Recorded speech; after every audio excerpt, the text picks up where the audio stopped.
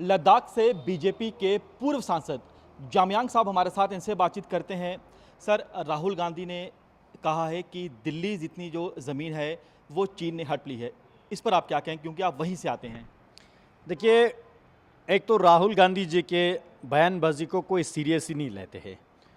दूसरा, राहुल गांधी जी ने जो यूएसए में कल ये स्टेटमेंट दिया था, ये एंटी इंडिया स्टेटमेंट है और ये चीन के बायनोकुलर से देखे हुए स्टेटमेंट है और ये पाकिस्तान समर्थक स्टेटमेंट है। हम इसको निंदा करते हैं कड़ी से कड़ी शब्दों से। बात रही ज़मीन को लेके, प्रधानमंत्री मोदी जी ने जो 2014 के बाद जो सरकार संभले, तब से लेके 1 इंची ज़मीन नहीं गया है। ये प्रधानमंत्री मोदी जी का भी स्टेटमेंट है, माननीय रक्षा मंत्री जी का भी स्टेटमेंट है और हमारे सेना अधिकारियों का भी स्टेटमेंट है और बॉर्डर पे जो रहने वाले लोग भी यही मानते हैं। 1 इंची ज़मीन नहीं गया है। पूरे देश, देश के जनता, देश के सरकार, देश के सेना, तीनों एक ही बात पे जो सहमत दिखाते हैं। तो राहुल गांधी अकेला क्यों चीन के बायनोकुलर से देखते हैं, क्यों एंटी नेशनल जो देश विरोधी बयानबाजी करते हैं, क्यों पाकिस्तान को सपोर्ट करने वाले भाषण देते हैं, ये देश के जनता समझ चुके हैं। इसलिए मैं कहना चाहता हूं राहुल गांधी जी को, आप एक लोकसभा में एलओपी बैठे हैं, इस तरह के बयानबाजी आपको नहीं करना चाहिए जो देश नेशनल इंटरेस्ट को दांव पे लगा के अपना नाम कमाना चाहते हैं। जी। जब गलवान में जो इंसिडेंट हुआ, क्या उसके बाद आप वहाँ पर गए थे? काफ़ी बार गया, बॉर्डर इलाके में हम घूमते रहे।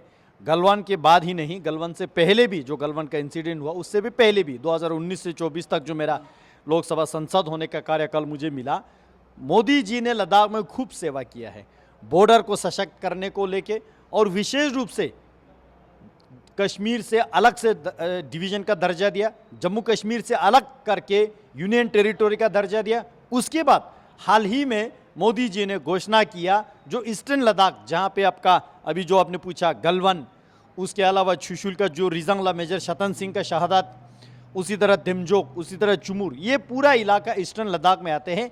ईस्टर्न लद्दाख को अलग से एक डेडिकेटेड डिस्ट्रिक्ट बनाने का घोषणा जो है मोदी जी ने किया है। ये कांग्रेस वाले, कांग्रेस की विचारधारा वाले सोच भी नहीं सकते हैं।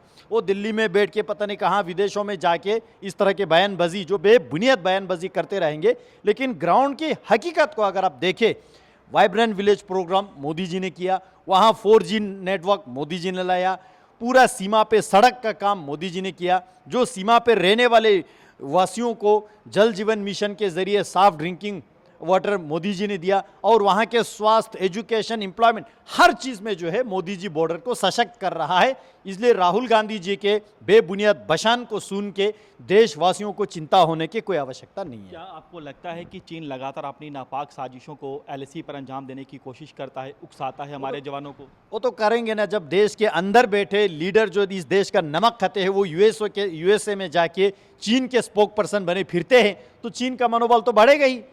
लेकिन जब तक मोदी जी बैठे हैं तब तक किसी को चिंता करने की कोई आवश्यकता नहीं है। आज आप जम्मू में हैं, क्या माहौल लग रहा है कि कितनी सीटें लग रही हैं कि बीजेपी जीतेगी, सरकार बना पाएगी अपने दम पर, कि गठबंधन जो है गठबंधन की सरकार होगी? देखिए, मैं संक्षेप में कहना चाहूँगा, जम्मू के चुनाव में जुड़ने का जो मुझे मौका मिल रहा है जम्मू कश्मीर के इस इलेक्शन में, और ये इलेक्शन बिल्कुल ऐतिहासिक इलेक्शन है। 2019 में धारा 370 खत्म होने के बाद यहाँ के बहुत सारे कम्युनिटीज़ को अपना हक और हुकूक मिला है, उस जश्न का इलेक्शन है। मोदी जी ने जम्मू कश्मीर में टेररिज्म को ख़त्म करके, अलगाववाद, उग्रवाद, आतंकवाद, तीनों को ख़त्म करके अमन और शांति का बहाल किया, वो वाला इलेक्शन है। जम्मू कश्मीर में G20 जैसे समिट, इंटरनेशनली नॉन समिट हुआ है, वो वाला इलेक्शन है। जम्मू कश्मीर में हिस्टोरिक जो डेवलपमेंट, विकास यहाँ पे अचीव हुआ है, उसका इलेक्शन है। इसलिए इस इलेक्शन में लोग केवल विकास को ही देखेंगे। घिसे पिटे नारा लेके पीडीपी और एनसी और कांग्रेस, जो 3 परिवार ने जम्मू कश्मीर को हमेशा लूटते रहा है, उसको नकार के मोदी जी के डेवलपमेंटल एजेंडा को ही यहाँ के युवा, यहाँ के बुजुर्ग, यहाँ के महिला, यहाँ के किसान, यहाँ के जो सीमा में रहने वाले, सरहद पे रहने वाले लोग जानते हैं कि किस चीज़ को देख के वोट करना है।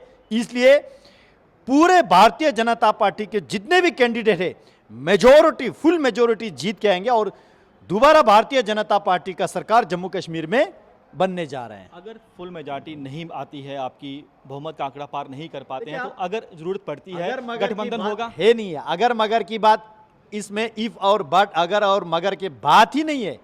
मोदी जी ने जिस तरह के जम्मू कश्मीर को 10 साल में, पिछले 10 साल में सिंचाई किया, विकास किया, लोगों के कॉन्फिडेंस जीता, गरीब कल्याण योजना में लोगों को मुफ्त राशन दिया, और पूरे भारत के बाकी स्टेट्स में आपके गोल्डन कार्ड हेल्थ इंश्योरेंस जो है वो केवल बीपीएल के लिए है।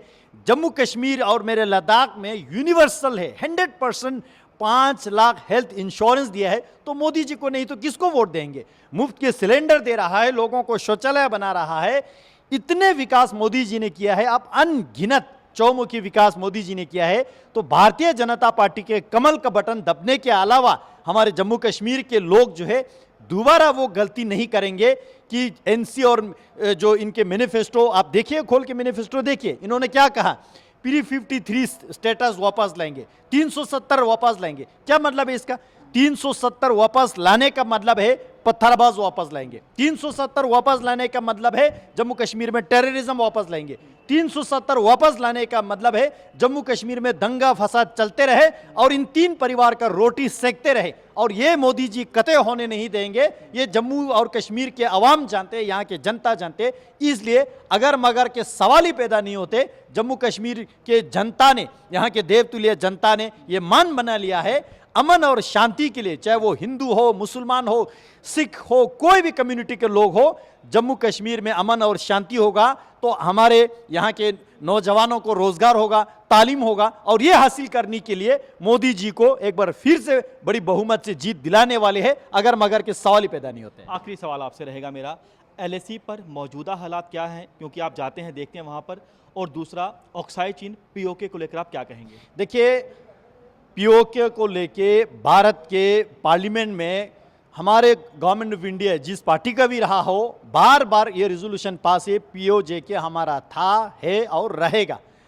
बात रहे अक्साई चीन और शक्सगम वैली, आप राहुल गांधी जी को खुद पूछिएगा, मीडिया वाले पूछिएगा, आप यूएसए में जाके 4000 स्क्वायर किलोमीटर की बात करते हैं। आपको याद दिलाना चाहेंगे कि आपके परिवार की ही सरकार रहते हुए, आपके परिवार के सरकार रहते हुए 38,000 स्क्वायर किलोमीटर के अक्साई चीन को किसने सौंपा 1962 के बाद? शक्सगम वैली जो कि भारत की भूमि है, वो पाकिस्तान ने आपके सरकार होते हुए चीन को धन में दे दिया। तो इसलिए राहुल गांधी जैसे लोग, ऐसे जो देश विरोधी मानसिकता लेने वाले लोग बयानबाजी करते रहेंगे, लेकिन एलएसी में जितना विकास हो रहा है, चाहे वो एलएसी हो, एलओसी हो, आईबी हो, जो भी बॉर्डर हमारा आता है उसमें विकास ही विकास हो रहा है और वहां रहने वाले लोग बेहद खुश हैं। इलाके हमारे होंगे जल्दी? डेफिनेटली होंगे, हमारा था, होंगे के बाद क्या है? अक्साई चीन हमारा है, शक्सगम वैली हमारा है, वो भारत का अटूट अंग है, वो हमारा ही रहेगा। शुक्रिया हमसे बातचीत करने के लिए। तो आप सुन सकते हैं, ये थे बीजेपी के लद्दाख से पूर्व सांसद, बता रहे हैं कि चीन 1 इंच भी हमारी भूमि पर कब्जा नहीं कर पाया है। कैमरामैन जितेंद्र के साथ पंकज शर्मा, न्यूज़ 24 जम्मू।